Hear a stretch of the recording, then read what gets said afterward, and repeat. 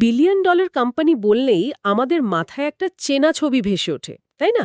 মানে স্যান ফ্রান্সিসকোর ঝাঁছকছকে অফিস, বড় বড় ইনভেস্টর, আর হয়তো খুব জটিল কোনো প্রযুক্তি। কিন্তু বিলিয়ন ডলার স্টার্টআপ বইটা ঘাঁটতে গিয়ে কিছু অদ্ভুত গল্প পেলাম। যেমন ধরুন, এমন একজন বিলিয়নিয়ারের গল্প যিনি জুতোই পরেন না। আমার তো প্রথম প্রশ্নই ছিল কেন? এর পেছনে কি বিশেষ কোনো কারণ আছে? ঠিক এই জায়গাটাতেই আজকের আলোচনাটা খুব ইন্টারেস্টিং হয়ে উঠবে। কারণ এই গল্পগুলো এগুলো সিলিকন ভ্যালির ওই চেনা ছকটাকে একদম ভেঙে দেয়। একদম।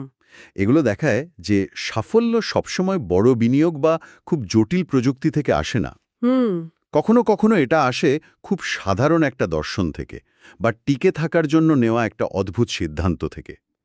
মূল বিষয়টা হলো সমস্যার একেবারে গভীরে যাওয়া। আর সেই না ভাবা পথগুলোই তো সবচেয়ে মজার। আমরা আজ জোহো কর্পোরেশনের মতো কোম্পানির কথা জানব, যারা কোনো বাইরের টাকা ছাড়াই বিলিয়ন ডলারের কোম্পানি হয়েছে। ভাবা যায়। শুনব এয়ারবিএনবির সেই গল্প, যখন তারা কোম্পানি বাঁচাতে সিরিয়ালের বাক্স বিক্রি করছিল। ওহ, ওটা তো একটা ক্লাসিক গল্প। এমনকি এক ছাত্রের কথাও জানব, যে ইন্টারনেটের 1 মিলিয়ন পিক্সেল বিক্রি করে মিলিয়নিয়ার হয়ে গিয়েছিল। চলুন এই অসাধারণ গল্পগুলো একটু কাছ থেকে দেখা যাক। তাহলে শুরু করা যাক ওই খালি পায়ের বিলিয়নিয়ারকে দিয়েই। জোহো কর্পোরেশনের প্রতিষ্ঠাতা শ্রীধর ভেম্ভু। হুম। আইআইটি মাদ্রাস, প্রিন্সটন থেকে পিএইচডি, মানে প্রোফাইলটা অসাধারণ। কিন্তু তারপরও তিনি বলেন, আমি জুতো পরতে ঘৃণা করি। এই সাধারণ একটা কথার মধ্যেই কি তার পুরো ব্যবসার দর্শনটা লুকিয়ে আছে? অনেকটাই। তার এই যে সাদাসিধা জীবনযাপন, এটার একটা ছাপ কিন্তু তার কোম্পানিতেও দেখা যায়। দেখুন, তিনি সিলিকন ভ্যালির সবচেয়ে বড় নিয়মটাই ভেঙেছেন, কোন নিয়মের কথা বলছেন? ভেঞ্চার ক্যাপিটালের নিয়ম।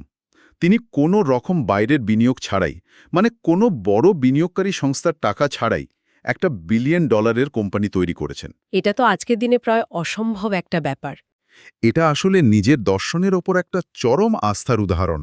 নিজের দর্শনের ওপর আস্থা তো অনেকেরই থাকে, কিন্তু তিনি তো আরও এক ধাপ এগিয়ে গেছেন। তিনি তার কোম্পানির হেডকোয়ার্টার্স চেন্নাই বা বেঙ্গালুরুর মতো শহর থেকে সরিয়ে নিয়ে গেছেন তামিলনাড়ুর এক প্রত্যন্ত গ্রামে, টেনকাসিতে। হ্যাঁ, এটা তো একটা বিশাল ঝুঁকি। শহরের সব সুযোগ সুবিধা ছেড়ে গ্রামে বসে বিশ্বমানের সফটওয়্যার বানানো, এটা কি আদৌ সম্ভব, বাস্তবসম্মত? এটাই তার সবচেয়ে বড় পরীক্ষা।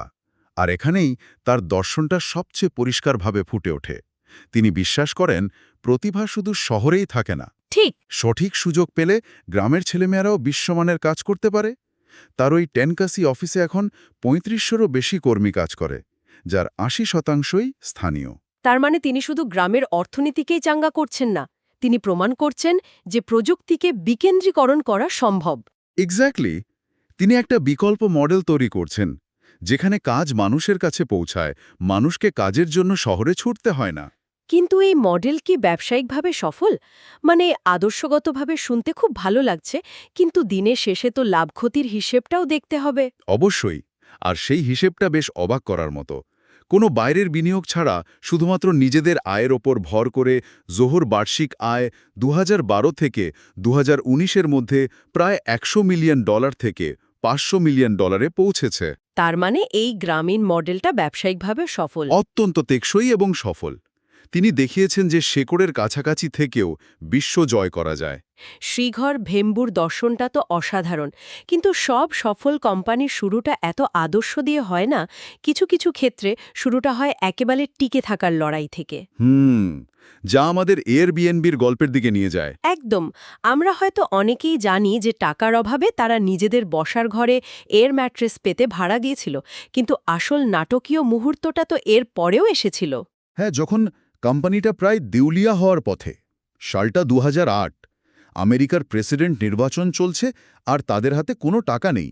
বিনিয়োগকারীরাও মুখ ফিরিয়ে নিচ্ছে। আর ঠিক তখনই তারা এমন একটা কাজ করল যা কোনো বিজনেস স্কুলের বইতে পাওয়া যাবে না। তারা সিরিয়ালের বাক্স বিক্রি করা শুরু করল। আমি যখন প্রথম এটা পড়ি, বিশ্বাস করতে পারিনি। বারাক ওবামা আর জন ম্যাকেনের ছবি দিয়ে দুটো limited edition cereal box, Obama's oats আর ক্যাপ্টেন ম্যাকেনস। এটা তো একটা অদ্ভুত কৌশল, কিন্তু এর পেছনের মূল শিক্ষাটা কি? এটা মরিয়া চেষ্টা তো বটেই, কিন্তু তার চেয়েও বেশি কিছু। এটা হলো সেই নীতির একটা চরম উদাহরণ, যাকে পল গ্রাহাম বলেন do things that don't scale. অর্থাৎ এমন কিছু করো যা হয়তো বড় আকারে করা সম্ভব নয়। ঠিক, সিরিয়ালের বাক্স ডিজাইন করা, প্যাক করা, বিক্রি করা, এটা তো আর মিলিয়ন মিলিয়ন কাস্টমারের জন্য করা সম্ভব না। কিন্তু শুরুর দিকে টিকে থাকার জন্য এই ছোট সৃষ্টিশীল কাজগুলোই সবচেয়ে বড় প্রভাব ফেলে। কিন্তু এটা তো একেবারে উল্টো কথা। স্টার্টআপ মানেই তো আমাদের শেখানো হয় এমন কিছু তৈরি করতে যা সহজেই স্কেল করা যায়, মানে লাখো কোটি মানুষের কাছে পৌঁছানো যায়। ঠিক, কিন্তু শুরুর দিকে আপনার তো মিলিয়ন কাস্টমার নেই, হয়তো 100 জন আছে। আচ্ছা, সেই 100 জনকে যদি আপনি একটা অসাধারণ অভিজ্ঞতা দিতে পারেন, তাহলে তারাই আপনার ব্র্যান্ডের সবচেয়ে বড় সমর্থক হয়ে উঠবে। যেমন এয়ারবিএনবির প্রতিষ্ঠাতারা যখন দেখলেন নিউ ইয়র্কের ব্যবহারকারীরা তাদের বাসার ভালো ছবি দিতে পারছেন না, যার জন্য বুকিং হচ্ছিল না। একদম, তখন তারা নিজেরা ক্যামেরা নিয়ে নিউ ইয়র্কে চলে যান এবং ব্যবহারকারীদের বাসায় গিয়ে গিয়ে ছবি তুলে দেন। এর ফলে তাদের সাপ্তাহিক আয় প্রায় দ্বিগুণ হয়ে গিয়েছিল। এটা তো স্কেল করা সম্ভব না। বিলকুলই না, কিন্তু এটাই তাদের ব্যবসাকে বাঁচিয়ে দিয়েছিল। দারুণ একটা ব্যাপার। এই নন স্কেলেবল কৌশলের কথা বলতে গিয়েই আমার আরেকটা অদ্ভুত মার্কেটিংয়ের কথা মনে পড়ছে, দ্য $1 মিলিয়ন হোম পেজ। ও হ্যাঁ, অ্যালেক্স টিউ। 21 বছরের এক ছাত্র অ্যালেক্স টিউ তার ইউনিভার্সিটির খরচ জোগানোর জন্য একটা ওয়েবসাইট বানালো। আইডিয়াটা কি ছিল? আইডিয়াটা ছিল বোকার মতো সহজ, কিন্তু অসাধারণ। সে 1 মিলিয়ন পিক্সেলের একটা ওয়েব পেজ বানালো এবং ঘোষণা করল যে প্রতি পিক্সেল $1 বিক্রি হবে। ব্যাস। যে কেউ একটা ব্লগ কিনে সেখানে নিজেদের লোগো আর লিংক দিতে পারবে। হ্যাঁ, কোনো জটিল প্রযুক্তি নেই, কোনো বড় পরিকল্পনা নেই, শুধু একটা অদ্ভুত মজার আইডিয়া। আর সেটাই কাজ করে গেল। ধারণাটা এতটাই নতুন আর অদ্ভুত ছিল যে এটা মিডিয়ার মাধ্যমে দাবানলের মতো ছড়িয়ে পড়ে। মানুষ মজা করার জন্য বা সস্তায় বিজ্ঞাপন দেওয়ার জন্য পিক্সেল কেনা শুরু করে। আর মাত্র কয়েক মাসের মধ্যে অ্যালেক্স টিউ $1 মিলিয়নেরও বেশি আয় করে ফেলে। ভাবা যায়? এটা যেন ইন্টারনেটের সেই সরল সময়ের একটা দারুণ স্মৃতিচিহ্ন। একদম, এটা ভাইরাল মার্কেটিংয়ের একটা ক্লাসিক উদাহরণ। এয়ারবিএনবির সিরিয়াল বক্স আর $1 মিলিয়ন হোম পেজ দুটোই প্রমাণ করে যে নিয়ম ভাঙার সাহস আর সৃষ্টিশীলতায় অনেক সময় সবচেয়ে বড় পুঁজি। এই গল্পগুলো তো ক্রিয়েটিভ ট্যাকটিক্স নিয়ে, কিন্তু এমন কিছু ব্যবসার গল্প আছে যা শুরু হয় খুব ব্যক্তিগত গভীর কোনো সমস্যা থেকে। হোয়াটসঅ্যাপের গল্পটা যেমন। ঠিক, এর প্রতিষ্ঠাতা জ্যানকোম ইউক্রেন থেকে আসা একজন অভিবাসী ছিলেন। তার পরিবার এতটাই দরিদ্র ছিল যে একটা সময় তাকে সরকারি ফুড স্ট্যাম্পের ওপর নির্ভর করে চলতে হতো। পরে তিনি ইয়াহুতে চাকরি পান এবং সেখানেই ব্রায়ান অ্যাক্টনের সাথে তার পরিচয় হয়। আর 2009 সালে যখন অ্যাপল অ্যাপ স্টোর চালু করে, জ্যানকোম এর মধ্যে একটা দারুণ সম্ভাবনা দেখতে পান, বিশেষ করে পুশ নোটিফিকেশন ফিচারে। কিন্তু মজার ব্যাপার হলো তিনি কিন্তু প্রথমে কোনো মেসেজিং অ্যাপ বানাতে চাননি। না, একদমই না। তিনি এমন একটা অ্যাপ বানাতে চেয়েছিলেন যা দিয়ে মানুষ নিজেদের স্ট্যাটাস শেয়ার করতে পারবে, যেমন মিটিংয়ে ব্যস্ত বা ফোনের ব্যাটারি লো। হোয়াটসঅ্যাপের সাথে মিলিয়ে নাম দিলেন হোয়াটসঅ্যাপ। হ্যাঁ, আর মেসেজিং ফিচার যোগ করার পরেই অ্যাপটা জনপ্রিয় হতে শুরু করে। এর মূল কারণ ছিল এর চরম সরলতা। ঠিক। সেই সময়ে বাজারে যে মেসেজিং অ্যাপগুলো ছিল সেগুলোতে অনেক বিজ্ঞাপন, গেম রিকোয়েস্ট, অনেক অপ্রয়োজনীয় জিনিস থাকত। হোয়াটসঅ্যাপ সেখানে নিয়ে এলো একটা পরিষ্কার নির্ভরযোগ্য প্ল্যাটফর্ম। শুধু মেসেজ করা ছাড়া আর কিচ্ছু নেই। কিচ্ছু নেই। আর এই সরলতাই ছিল এর সবচেয়ে বড় শক্তি। আর এই সরলতাই ফেসবুককে আকর্ষণ করে। 2014 সালে যখন ফেসবুক $19.6 বিলিয়ন হোয়াটসঅ্যাপকে কিনে নেয়, সেই চুক্তির কাগজপত্রে কোথায় সই করা হয়েছিল জানেন? সেই ফুড স্ট্যাম্প অফিসের সামনে। একদম, সেই পুরনো ফুড স্ট্যাম্প অফিসের সামনে, যেখানে জ্যানকোম একসময় সাহায্যের জন্য লাইন দিতেন। এটা যেন তার পুরো যাত্রার একটা প্রতীকী মুহূর্ত। দারিদ্রতা থেকে শুরু করে বিশ্বের সবচেয়ে বড় টেক ডিলের অংশ হওয়া, একই জায়গা দাঁড়িয়ে।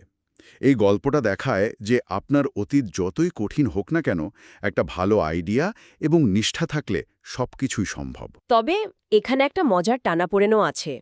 হোয়াটসঅ্যাপের মূল দর্শন ছিল no ads, no games, no গেমিক্স।